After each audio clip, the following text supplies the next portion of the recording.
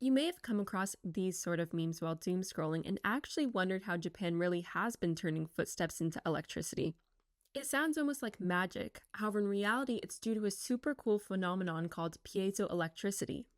Broadly speaking, the piezoelectric effect describes the phenomenon where electrical energy is produced in response to the application of mechanical stress to a crystal. Interestingly enough, this can work in the opposite direction through the reverse piezoelectric effect, where when a voltage is applied with an external electrical source to a piezoelectric crystal, this results in mechanical stress. An important thing to recognize about the piezoelectric effect is that it doesn't apply to all crystals. No matter how much force you apply to a diamond, no electrical energy will be produced. So then what exactly makes a crystal piezoelectric? There are two criteria that a crystal must check off in order to be piezoelectric.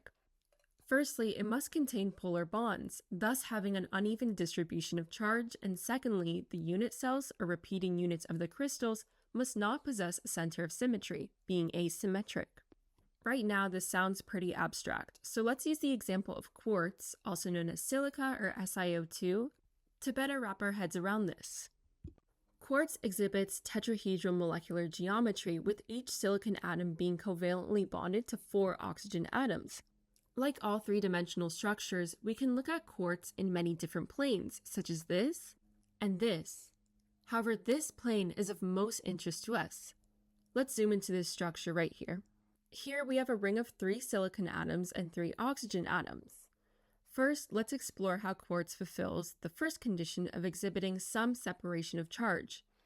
Oxygen is the second most electronegative element, having a very strong attraction over shared electrons in a covalent bond. This causes the oxygen to have a partial negative charge since it has a greater electron density than silicon. Compared to oxygen, silicon is a much less electronegative element, having a weaker attraction over the electrons in their covalent bond.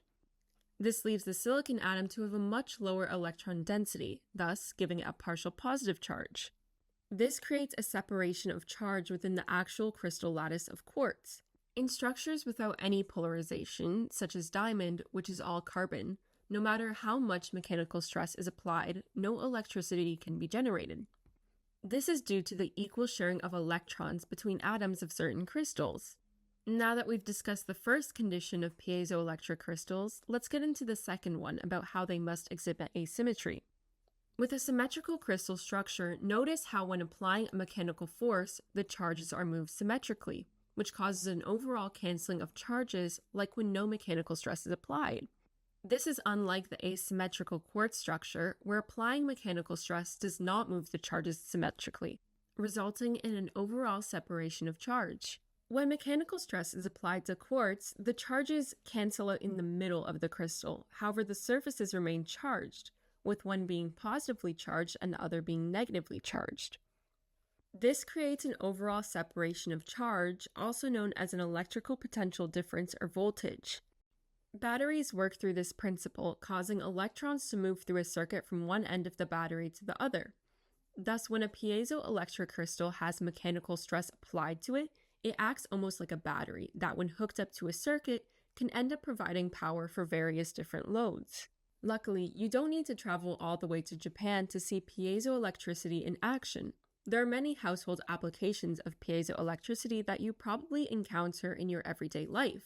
Inkjet printers, butane lighters, and little speakers in our electronics all utilize the principle of piezoelectricity. In fact, speakers in electronics such as earbuds and phones use the reverse piezoelectric effect, using electrical energy to create mechanical distortions in the air, producing the sound waves that eventually reach our ears.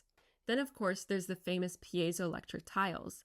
Through the use of tiles containing piezoelectric crystals, the mechanical distortion caused from stepping on them results in electrical energy being generated, giving these tiles the ability to generate electricity.